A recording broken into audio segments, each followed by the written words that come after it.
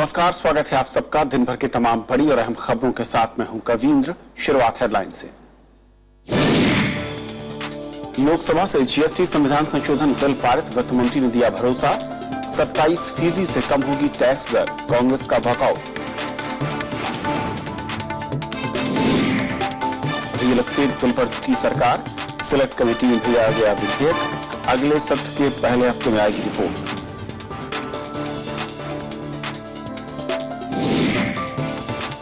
बांग्लादेश से सुलझेगा भूमि विवाद, राज्यसभा से संविधान संशोधन बिल मंजूर। 161 गलियारों की हुई अदला बदली।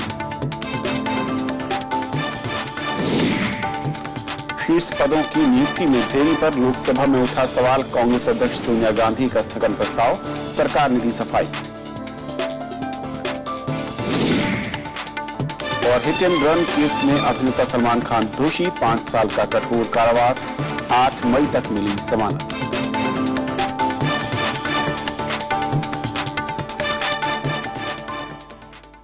और आइए देखते हैं पहली खबर।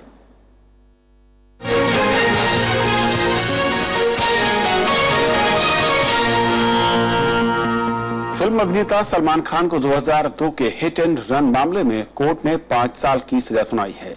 मुंबई सेशन कोर्ट ने आज फैसले में उन्हें गैर इरादतन हत्या का दोषी ठहराते हुए ये सजा दी। हालांकि शाम को बॉम्बे हाई कोर्ट ने सलमान खान को 2 दिन की अंतरिम जमानत भी दी थी। 27 सितंबर 2002 की देर रात मुंबई के बांद्रा इलाके में सलमान खान की गाड़ी से कुचलकर फुटपाथ पर सो रहे एक व्यक्ति की मौत हो गई थी, जबकि 4 लोग घायल हुए थे। बॉलीवुड अभिनेता सलमान खान के लिए बुधवार का दिन खासा उतार चढ़ाव वाला रहा। सेशंस कोर्ट से 5 साल की सजा मिलने के बाद शाम को बॉम्बे हाईकोर्ट ने उन्हें हिट एंड रन मामले में 2 दिन की अंतरिम जमानत दे दी। हाईकोर्ट ने सेशंस कोर्ट के फैसले की कॉपी नहीं मिलने की वजह से सलमान को यह अंतरिम राहत दी है। इससे पहले बुधवार सुबह करीब 10:30 बजे सलमान खान सेशंस कोर्ट पहुंचे थे। सेशंस कोर्ट ने 12 साल पुराने इस मामले में सलमान खान को गैर इरादतन हत्या का दोषी पाया। सलमान पर शराब पीकर और बिना लाइसेंस गाड़ी चलाने के आरोप साबित हुए, जिसकी वजह से उन्हें 5 साल की कैद की सजा सुनाई गई।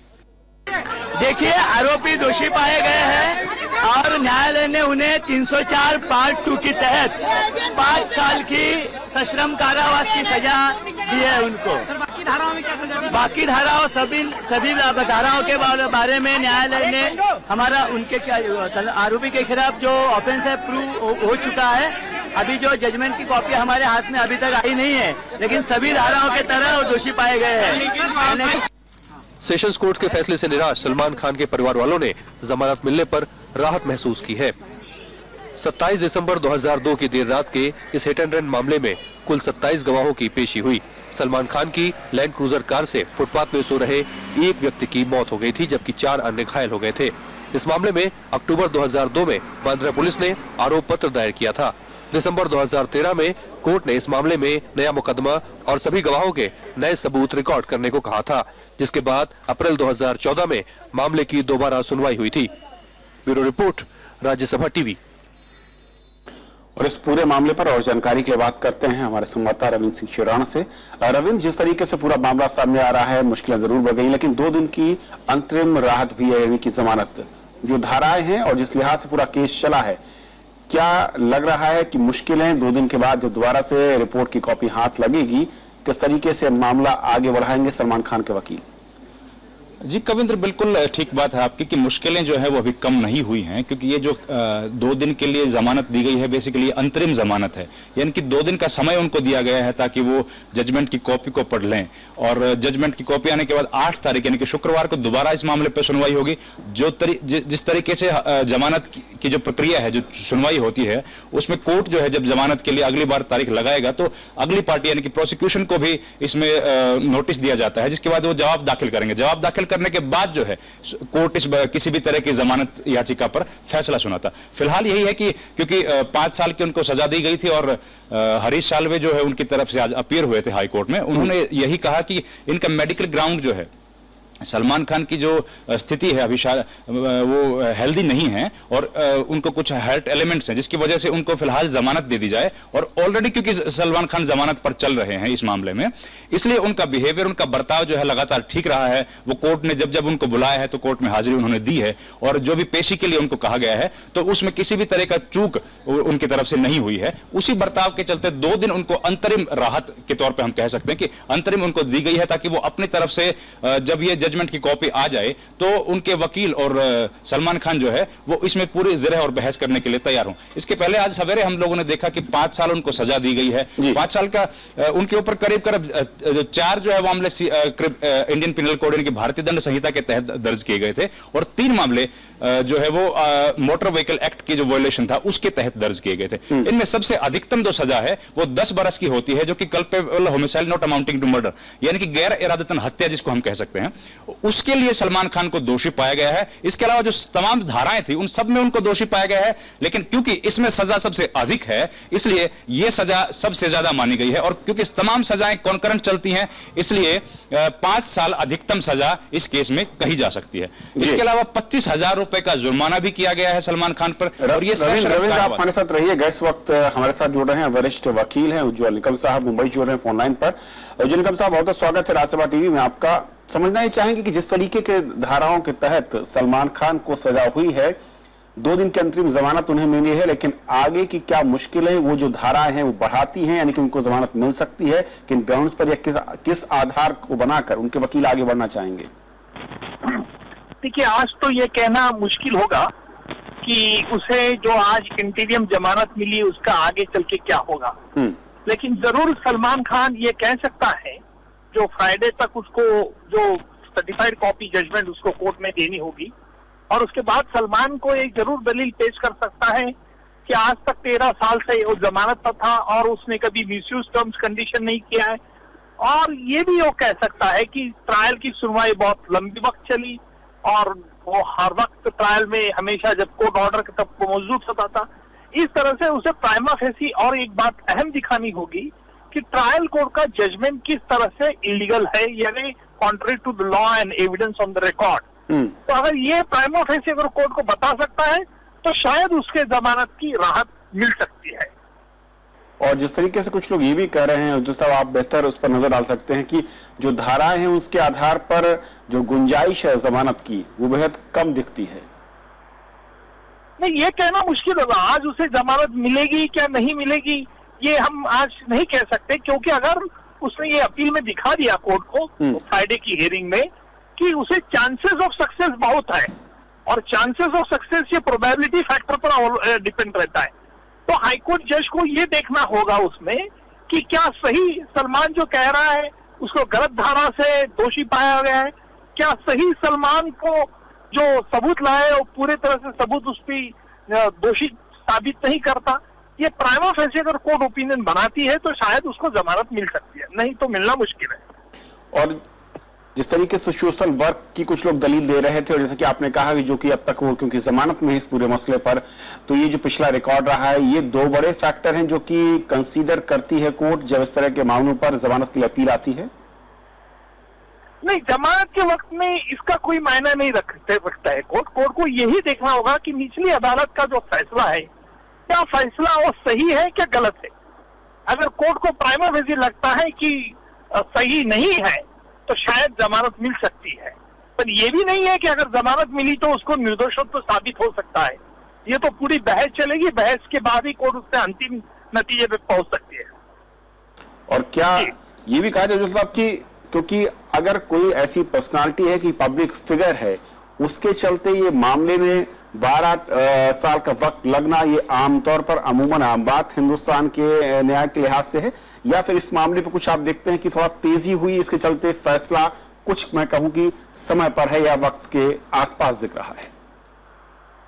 देखिए, एक ट्रायल तो लंबी चली ये तो बात है ही, लेकिन ये क्यों लंबी चली? क्या आरोपी ने इसको लंबी खींची, क्या प्रोसिक्यूशन की तैयारी नहीं थी इसलिए लंबी चली? इसकी वजह देखना होगा और कोर्ट के रिकॉर्ड के मुताबिक पता चल सकता है कि क्यों ट्रायल इतनी लंबी चली।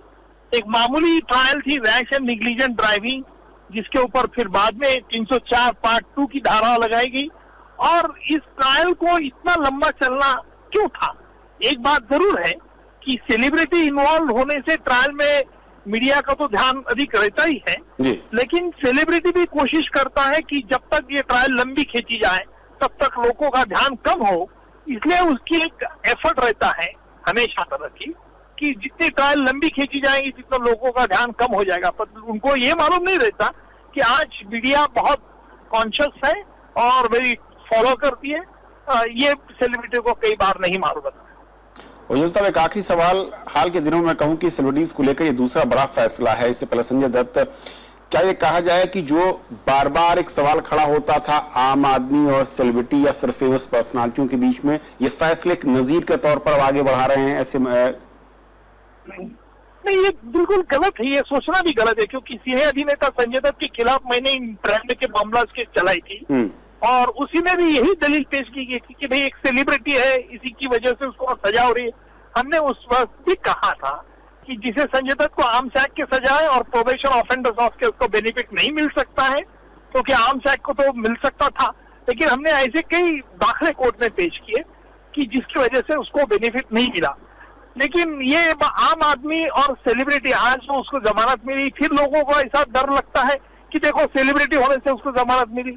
ये आमतौर पर सेलिब्रिटी लोग इन एडवांस प्रिपरेशन कर लेते हैं जो आम आदमी करता नहीं। अगर फैसला गलत हो गया, मैं तो कहूंगा कि आज जिसने जिस तरह से इंटीरियम जमानत ली, ये बात साबित कर देता है कि सेलिब्रिटी इन एडवांस सोचता है कि अगर फैसला गलत अपने खिलाफ गया तो क्या करना होगा, फैसला हमले में तो किस तरह से करना होगा। इस तरह से की सोच आम आदमी नहीं कर पाता और उसके लिए उसके पास तैयारी भी नहीं रहती है। जी बिल्कुल, जो सेलिब्रिटी की तैयारी रहती है। ओझा साहब, बहुत बहुत शुक्रिया राज्यसभा टीवी से बातचीत करने के लिए आपका। प्रवीण, बहुत बहुत शुक्रिया आपका भी तमाम ताजा जानकारी और तमाम कानूनी पहलुओं को हम तक पहुंचाने के लिए। तो ये थी हमारी पहली खबर। छोटा सा ब्रेक उस पार दिन भर की दूसरी बड़ी खबरें।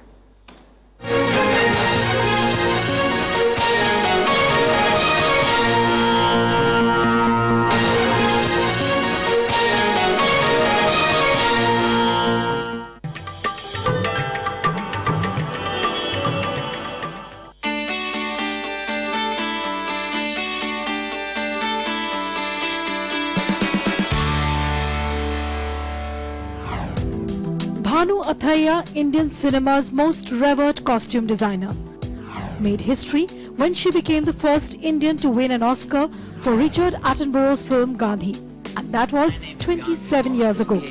With a repertoire of 130 films since 1950s, Bhanu made her debut as a film costume designer with the film CID in 1956.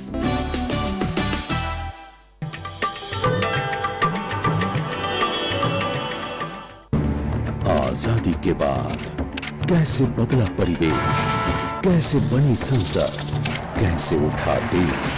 When the world sleeps, India will awake to life and freedom. कौन थे वो लोग जो दे गए हमको शानदार विरासत, लोकतंत्र की मजबूत इमारत। Rajya Sabha television.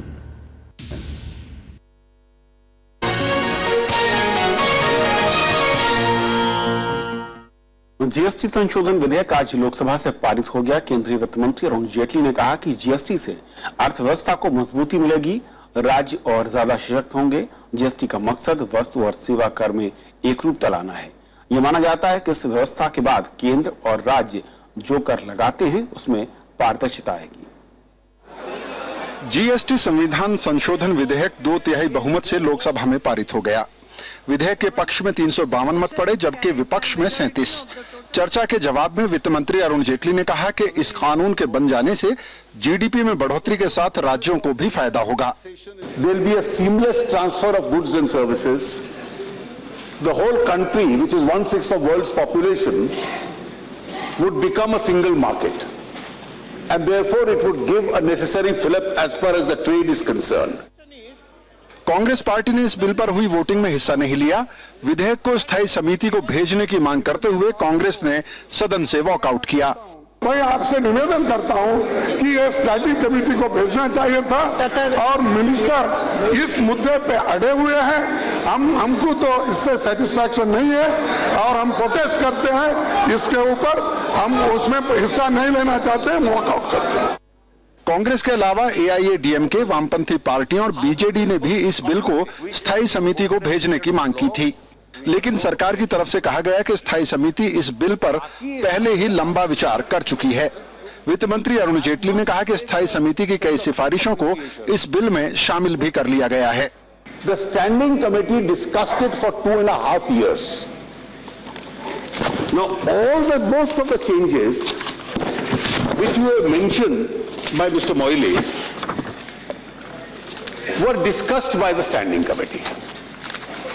So whatever you are referring to as new proposals brought by me are those proposals which on the 2011 bill, it went to the standing committee. The standing committee itself made some recommendations. Mr. Mehtab, I think, was a member of that standing committee. सरकार 1 अप्रैल 2016 से GST को देश में लागू करना चाहती है। हालांकि इससे पहले उसे इस बिल को राज्यसभा में पास कराने के अलावा आधे से ज्यादा राज्यों की सहमति की जरूरत होगी। जीएसटी पर कानून बनाने की कोशिश लंबे समय से हो रही है। मूल रूप से यह बिल यूपीए सरकार लाई थी। श्याम सुंदर, राज्यसभा टीवी। कांग्रेस अध्यक्ष सोनिया गांधी ने भ्रष्टाचार निरोधक अहम पदों पर नियुक्तियां न होने के लिए सरकार की आलोचना की है। लोकसभा में उन्होंने आरोप लगाया कि सरकार भ्रष्टाचार से लड़ने के लिए बड़े बड़े वादों से मुकर गई है। हालांकि सरकार ने कांग्रेस अध्यक्ष के सभी आरोप नकार दिए और कहा कि केंद्रीय सूचना आयुक्त की नियुक्ति प्रक्रिया चल रही है। कांग्रेस अध्यक्ष सोनिया गांधी ने पारदर्शिता और भ्रष्टाचार के मुद्दे पर लोकसभा में सरकार को पुरजोर तरीके से घेरा। सोनिया गांधी ने कहा कि भ्रष्टाचार निरोधक शीर्ष पद खाली पड़े हैं और आरटीआई को भी कमजोर किया जा रहा है। उन्होंने जिन अहम पदों का जिक्र किया उनमें मुख्य सूचना आयुक्त, मुख्य सतर्कता आयुक्त और लोकपाल का पद है। कांग्रेस अध्यक्ष ने लोकसभा में कार्य स्थगन प्रस्ताव का नोटिस दिया था, लेकिन स्पीकर ने उन्हें प्रश्नकाल के बाद बोलने का मौका दिया। I bring to the attention of this House and the government the deplorable lapse of the government in not appointing a chief information commissioner. This post has been lying vacant for more than 8 months, resulting in a virtual standstill in the functioning of the Central Information Commission established by the UPA through the landmark RTI Act. सरकार ने सोनिया गांधी के आरोपों का सदन में जवाब दिया। PMO में राज्य मंत्री जितेंद्र सिंह ने कहा कि सुप्रीम कोर्ट में मामला होने की वजह से सीवीसी का पद खाली है, जबकि केंद्रीय सूचना आयुक्त की नियुक्ति की प्रक्रिया चल रही है। सरकार ने लोकपाल के चयन में देरी के लिए पुराने कानून में संशोधन को वजह बताया। हालांकि सरकार के जवाब से असंतुष्ट कांग्रेस सदस्यों ने सदन से वॉकआउट किया। It's not unusual that we don't have 10 commissioners. There have been occasions in the last 10 years when there are only 4. That is A. B is CIC we are going to appoint through transparency. Even before this government took over, that the number of information commissioners were lacking. If you want, I could also give you the figures. So that is not something which is unusually happening now. We had, for example, in 2005, we had only 5 information commissioners. From 2006, 2007, when it was the UPA. Now, if you want a political answer, I'll give you a political answer and then come to the academic answer as well. Sonia Gandhi के कड़े तेवर कांग्रेसी संसदीय दल की बैठक में भी नजर आए थे। उन्होंने आरोप लगाया कि सरकार ने 1 साल में एक वादा भी पूरा नहीं किया है। सोनिया गांधी ने पार्टी सांसदों से सरकार की नाकामी को जनता तक ले जाने को कहा है। प्रणब गोस्वामी के साथ विशाल दहिया, राज्यसभा टीवी। राज्यसभा ने आज बांग्लादेश के साथ भूमि सीमा समझौते से जुड़े 119वें संविधान संशोधन विधेयक को मंजूरी दे दी। तृणमूल कांग्रेस की सहमति के बाद विधेयक को पारित कराने में सरकार की राह आसान हो गई और उसे विपक्ष का पूरा साथ मिला। इस समझौते के तहत भारत और बांग्लादेश के बीच 161 गलियारों की अदला बदली होनी है और जमीन का एक बड़ा हिस्सा बांग्लादेश को दिया जाएगा।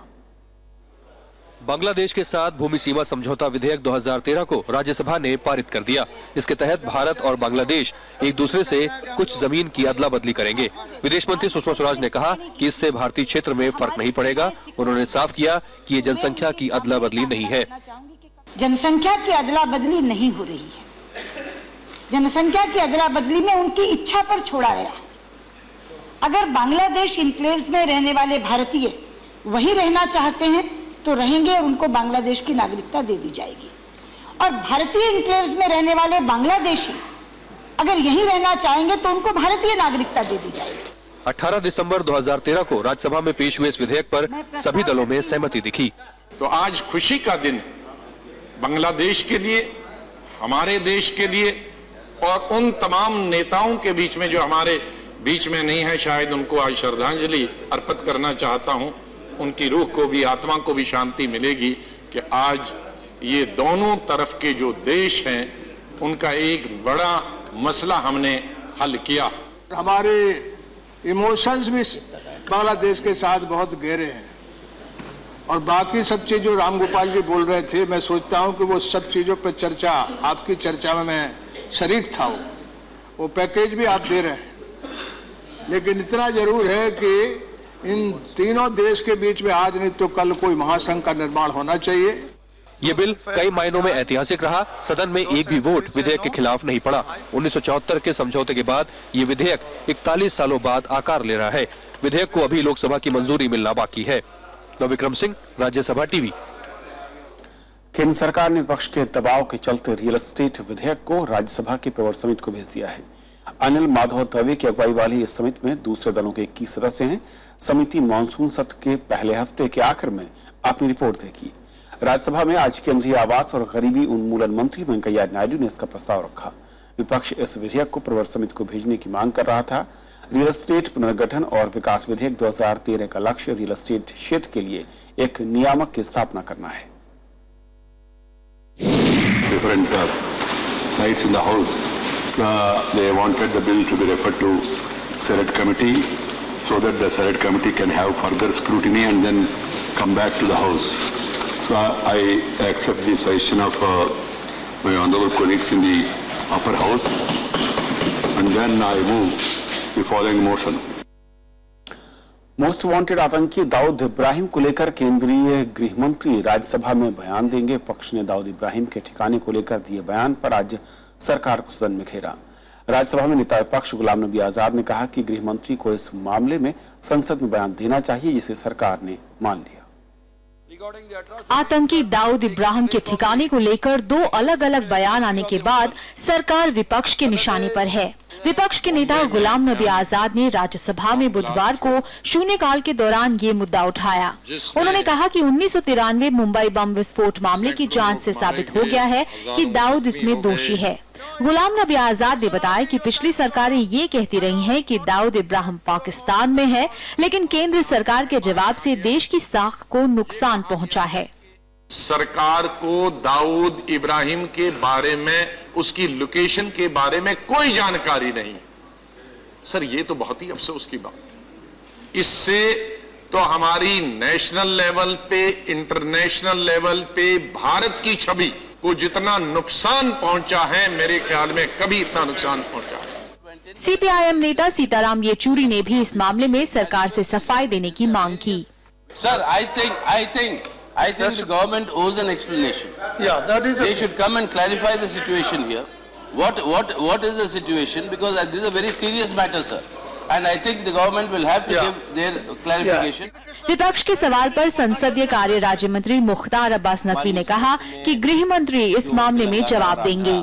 सरकार का बिल्कुल स्पष्ट मत है कि दाऊद इब्राहिम इस भारत का लोगों का है और वो पाकिस्तान के अंदर है। इसलिए पूरा इस बारे में विस्तार से गृह मंत्री जी आएंगे और मैं उनसे कहूंगा कि वो सदन को बताएं। उधर केंद्रीय गृह राज्य मंत्री हरिभाई पार्थिभाई चौधरी ने भी दाऊद पर दिए अपने बयान पर बुधवार को सफाई दी। मैंने उसका पाकिस्तान में ही है, उसका पता है। उसमें तुम प्रश्न देखो जरा, एड्रेस का बात मालूम है, एड्रेस के बारे में किस तरह का कंफ्यूजन हुआ है? कुछ कंफ्यूजन नहीं है इसमें। केंद्र सरकार ने मंगलवार को लोकसभा में लिखित जवाब में जानकारी दी थी कि दाऊद के ठिकाने की जानकारी नहीं है। पता लगने पर ही उसके प्रत्यर्पण की प्रक्रिया शुरू हो सकेगी। हालांकि बाद में केंद्रीय गृह राज्य मंत्री किरण रिजिजू ने कहा कि दाऊद इब्राहिम पाकिस्तान में है और सरकार उसके प्रत्यर्पण की कोशिश में जुटी है। कृति मिश्रा, राज्यसभा टीवी। भारतीय शेयर बाजार में इस साल की सबसे बड़ी गिरावट दर्ज की गई। सेंसेक्स और निफ्टी साल के निचले स्तर पर बंद हुए। सेंसेक्स 723 अंक गिरकर बंद हुआ।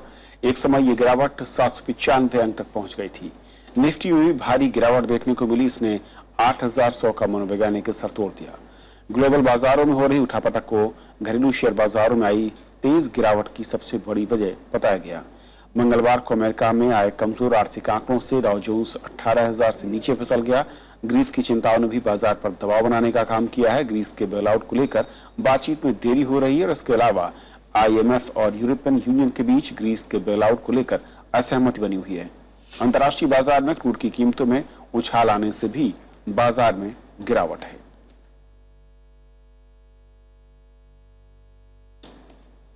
तो खबरों के इस बुलेटिन में इतना ही। नमस्कार।